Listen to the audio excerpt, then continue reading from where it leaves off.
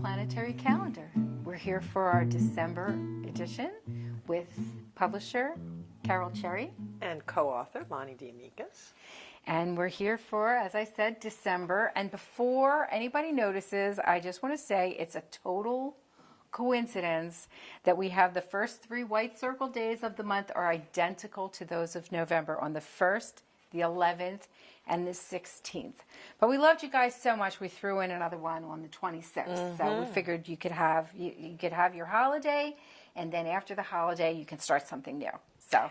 Yeah, and we also have the full moon once again on the 6th. And, you know, it's the moon goes in cycles, you know, and so it's not surprising that the full moon would be near a similar day, or that the circle days would be similar, since they're loosely related to the moon, you know, that kind of thing. So As that's do very the planets interesting. go on cycles. And so you can see that on those white circle days, it's largely the inner planets, with the exception of the last circle day on the 26th, has some of the outer planets in there. And they move very, very slowly.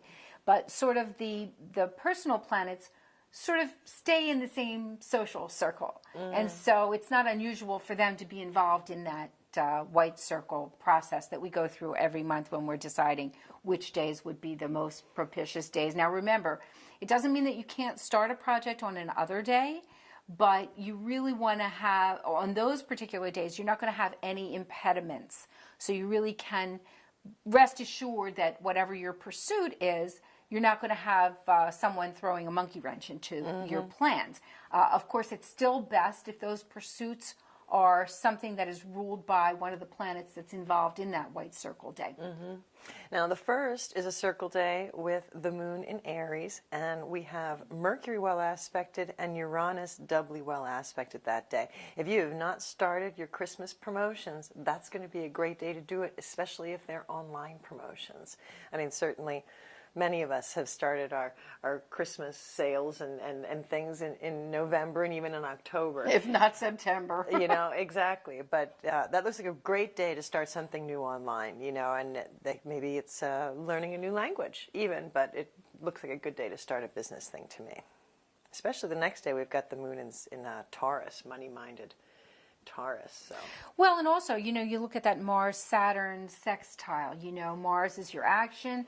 Saturn is the organizer, the plan maker, the responsibility part. So it seems like, you know, with that Mercury and Uranus emotionally well aspected by the moon, that's the idea, that's the communication, but then you've got actually the action and the plan. So it really is a doubly good day, I think, for starting a new venture, new idea. Yeah, and actions online will further be highlighted on Thursday the 4th as Mars enters Aquarius. So people's actions might be surprising, you know, it might be a great day to do something with. Aquarius ruled things like the internet, you know. Well, and as Mars moves into Aquarius, you know, Mars is a very sort of personal energy, but Aquarius is the all, the everyman, the friends, this ever-widening circle of friends, the global friends, you know, because Aquarius is ruled by Uranus. And so you'll find that your energy, instead of being directed maybe closer to you, might be directed toward a broader audience, so to speak. You might even say the group consciousness, the group collective, exactly. Good, you know, good that way kind of to an idea. put it. On the 4th, we also have the Sun trining Uranus, which is a beneficial aspect. So our sense of self, our will and personal drive working with Uranus. We also have Venus trining with Jupiter, which is, again, money and love is Venus, Jupiter's expansion, and those two energies working well together with that Taurus new moon. And that bodes very, very well, I think, for our Christmas sales and Christmas promotions and that sort of thing. You really hit the nail on the head with that Mars in Aquarius, because that's kind of the act global part of that think local, act global kind of thing. And on the 8th, we have Jupiter turning retrograde. Now, we've had Jupiter retrograde around Christmas time for the last couple of years, and you know, that turns our expansive energy sort of inward. It's nice that it's happening later in the season this year. You know, in the last couple of years, it's happened so much earlier that it was ending by early or mid-December, which has made our Christmas sales numbers, not so great for a lot of people. But this year, it's late enough in the season, hopefully, that we'll be able to see a better season for finances and business. Until that Jupiter retrograde really kicks in, you've probably already spent your Christmas budget, is what you're saying. So Jupiter retrograde takes sort of that expansion and generosity and holds it a little closer to the vest. So as you said, start those promotions earlier because people won't be thinking about that. And as that starts to take hold, which can take a little bit longer for people who maybe don't have a real strong Jupiter in their chart or something like that, or they're paying attention to another planet that's making their life, go around at that time, then, that you've got a little bit of time before that happens. But yeah, and with that sense of expansion and growth energy turned inward at this time of year, it's a great time to, if you can get your Christmas shopping and preparations done early, and then once Jupiter goes retrograde, start doing some volunteer work, do something, Toys for Tots, wrap some presents, do stuff that is internally fulfilling and helps you grow and feel great, is a wonderful way to, and in fact, a lot of this month is going to be, it seems to me, about feeling good internally, about growing. We're going to be looking back on how we've done this year and how well we've done. This year is going to end a lot like last year ended, with a few key differences, but it's really going to have a feeling of, wow, look how far I've come. Look at what a difference it's been. Where was I last January and last December? And look at how much work I've put in and how much I've really been able to accomplish, and being able to really take the broad view and see, how we've adjusted our business relationships and our personal relationships and things that have gotten to a place where we are more closely who we came here to be, and back to our original mission, as it were. Well, and I don't want to keep bringing the Jupiter retrograde bell, but I think it's important to mention that Jupiter is going retrograde in Leo. So before that, maybe you've been just a little bit too generous and a little bit, bigger than life with your budget or with your time or your energy. And with that Jupiter retrograde, isn't that nice that you are reminded to save a little for yourself? So maybe you'll buy yourself that nice gift, or you'll give yourself a nice gift of a little bit of downtime, or a nice massage, or, something to be good to yourself as you internalize that Jupiter that sounds energy. Wonderful. That sounds like a great way to use that energy. Yeah, and then we have Venus moving into Capricorn on the 10th. Now, Venus is exalted in Capricorn, isn't she? No, but she gets along very well with Saturn, who is the ruler of Capricorn. So it doesn't seem like a warm, gushy, place for Venus to be, and yet she doesn't really mind kind of that, being daddy's little girl and kind of getting the reminders about, okay, now make sure this is in place and that's in place. And so it, together with that Jupiter retrograde, kind of reining in that over expansion, I think it's going to be a good time to kind of like self-correct a little bit in not the worst oppressive way. I think it'll also bode well for practical holiday gifts, that you're going to get a nice winter coat. Something that's loving and practical and is going to take good care of you for a while. It's also a good thing for money, for business-wise. We're going to enjoy perhaps the work that we're doing and things like that, because Venus is both love and money, so you got that. And the comfort aspect of that as well, and being able to be comfortable working, be comfortable in the caretaking and structural role, as it were. Well, and remember, if Venus is a good little girl, Daddy Capricorn will, let her have the credit card. It's a matter of putting it into balance. It's a matter of putting it into perspective. So if you felt like a little bit too self-indulgent and a little bit out of control in that regard, to have that Venus and Capricorn come around within that cycle, it's a good kind of reminder about, not being in bottomless pit of wealth and self-interest. There you go. Well, keep us down to earth, perhaps, as well. Yes. Yeah. And then, and of course, if Venus is depressed, she can always enjoy the Geminid meteor showers on the 13th. There you and go. the 14th. Sparkly and lovely. The Geminid meteor showers, of course, will be happening in the constellation of Gemini, which is very near Orion. You've got Orion in his belt, and you've got Gemini, the two twins, Castor and Pollux on the one side, and on the other side, the V that makes Taurus. So that one's an easy one to find in the sky. Yep. Yeah. Yep. Of course, we've had that. I don't want to give short shrift to that lovely white circle day. That's a sort of calm one. You know, we've got the moon in Leo, and it's well aspecting well to Mercury and Jupiter. So again, communication, broadening your communication, which is always a good idea for starting any kind of new way of being or new venture. And then that sunshine moon, of course, that comes along, you know, every month.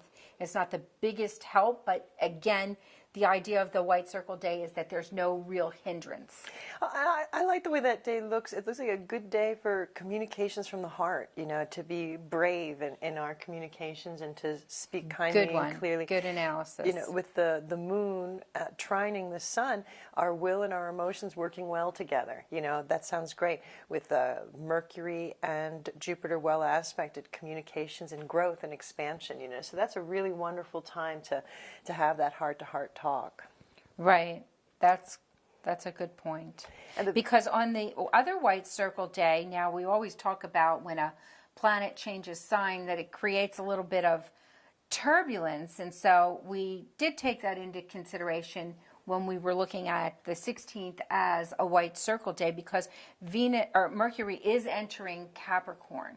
But again, along with this theme of sort of calming down, the racing ahead and running with scissors kind of energy is probably a good thing. And especially, you know, when you are starting a new venture, you really want to make sure that you're not going sort of headlong into it without good thought. That Jupiter, well aspected by the moon, lovely Libra moon. So, you know, balancing out all sides of the issue with that Mercury in Capricorn, you'll be able to really give that the amount of time, thought that you need to do that. And then that nice sun sextile moon. Right. The 16th circle day also starts off Hanukkah. Hanukkah starts on the 17th, and, you know, the Jewish holidays always start the night before. So that bodes very well for a lovely Hanukkah season, which lasts 8 days, of course. But we're also working on, you know, once the 14th happens, back to the third quarter moon. I myself have to be careful what I schedule in the third quarter moon. It can be very difficult. You know, you take on 6 projects, then you don't have energy for any of them. You know, so you want to be careful on that third quarter moon to not overschedule yourself, because energy is really low. And even the people you're talking to, you know, even if your energy is not so low, it might be hard to get that customer on the phone because they're caught up in something else or under the weather or something like that. So we want to kind of take it easy that week. But then that new moon on the 21st has so much going on. I mean, the sun enters Capricorn, all of the aspects that you're seeing there on the 20th. We've got Mars sextiled Uranus. All of those aspects are still in force, if not as strong. And then you have all of the things that are going on the 21st as well. And that's got Uranus turning direct on the 21st.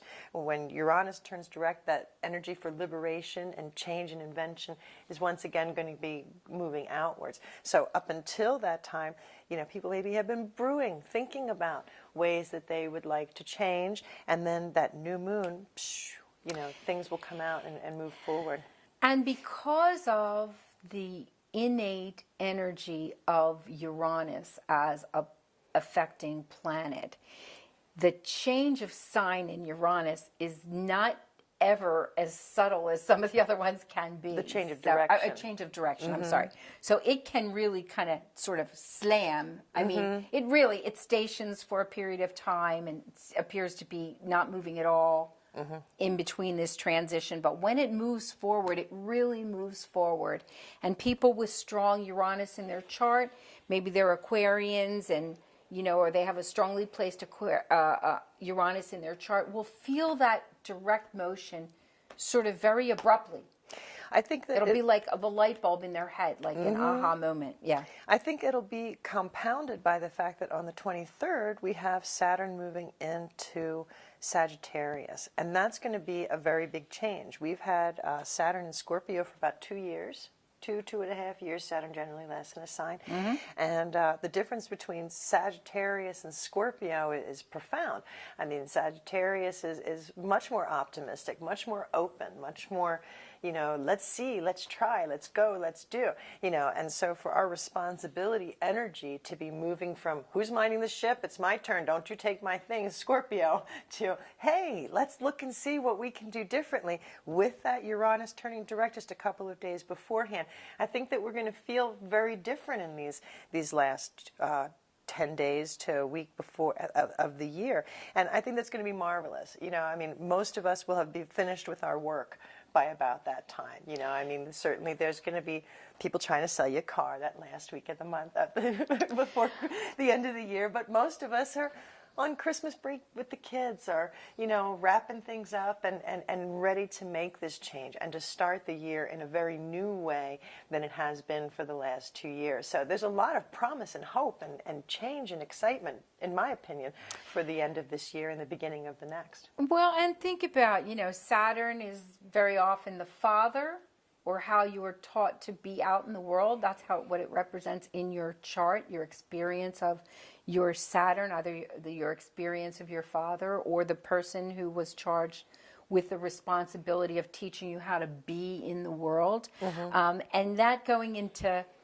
Sagittarius, just before Christmas Eve, it's like Father Christmas at its most benevolent, And, maybe that father figure will be able to relax and sort of move forward from that, more sort of oppressive and driven kind of energy that they've been in for a while, and lighten up for that whole nice holiday season. So absolutely. And the 22nd, the day in between the two we're talking about, Uranus turns direct on the 21st.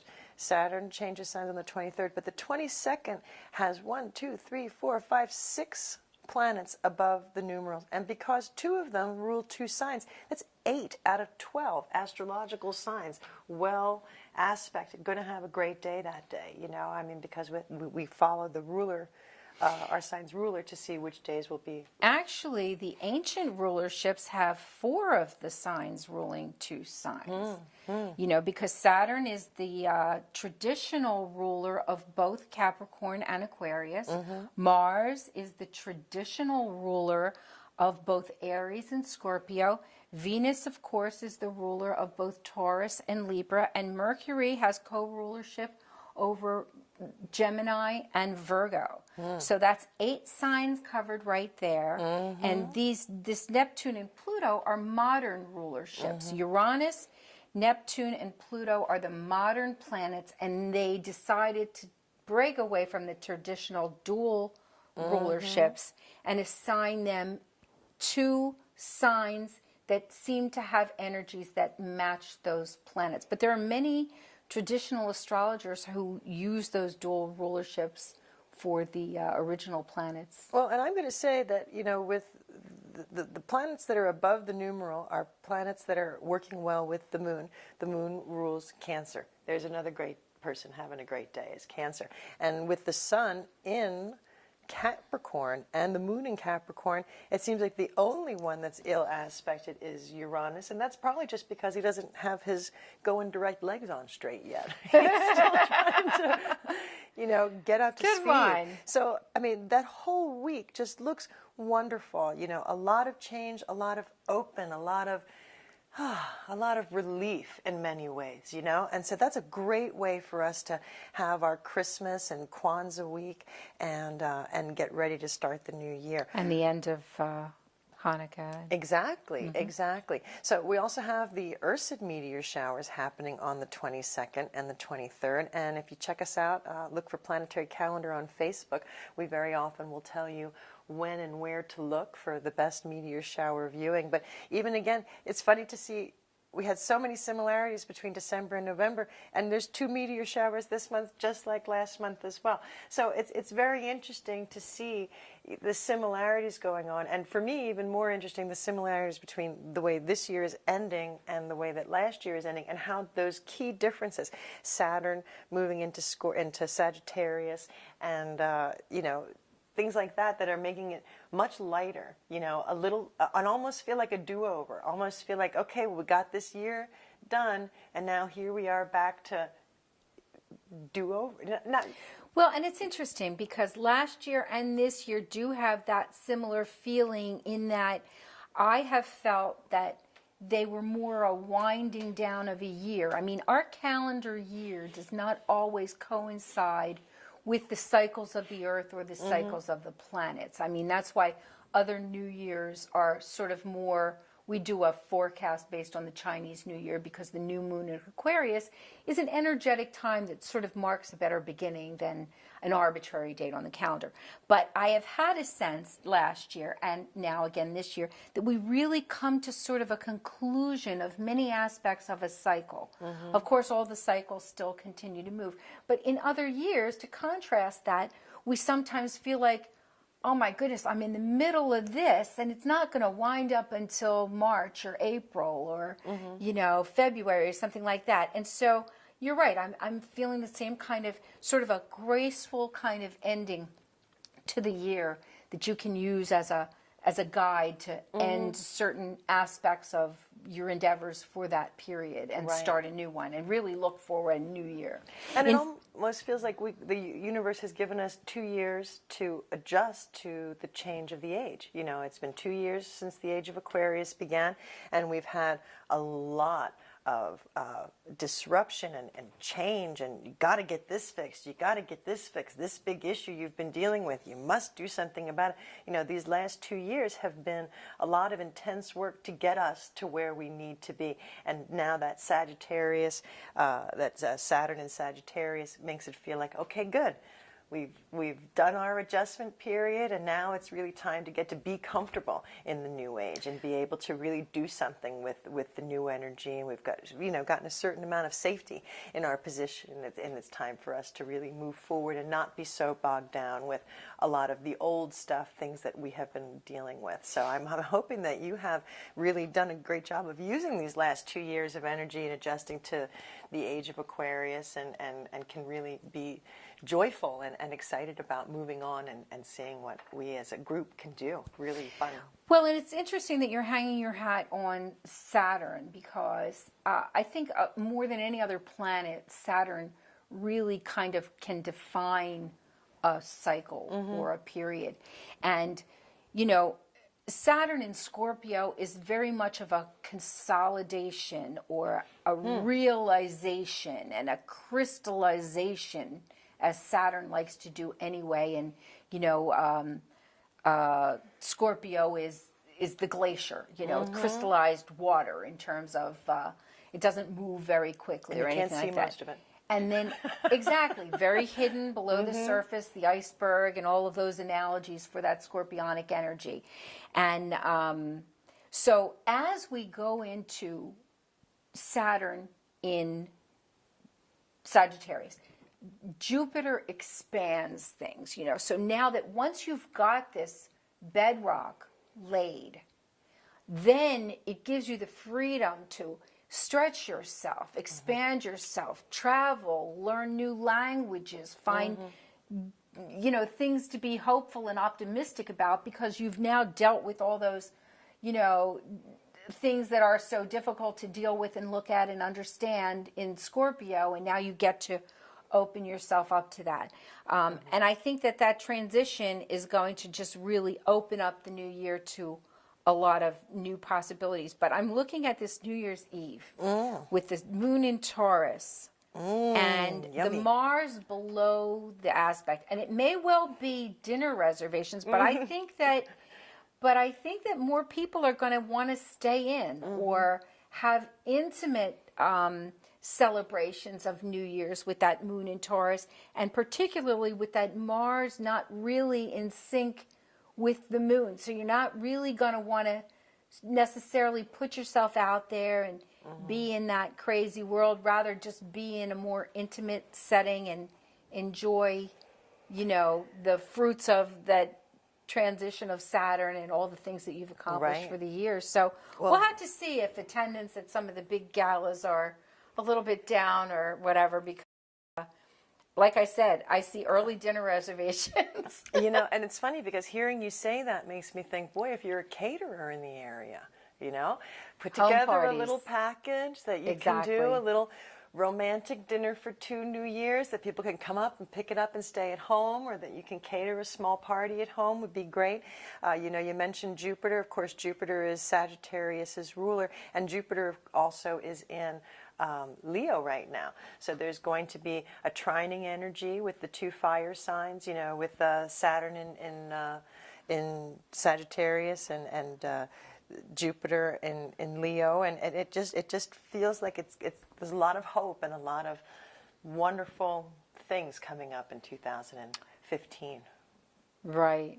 We often think that, you know, the fire signs give us the energy and the heart to It's move true. forward. It's true. And Yeah. so with that, we want to wish you all the very best of the holiday season for 2014 and every blessing in 2015. Thanks so much for tuning in. See us at planetarycalendar.com or check us out on Facebook /Planetary Calendar, and we'll see you next year.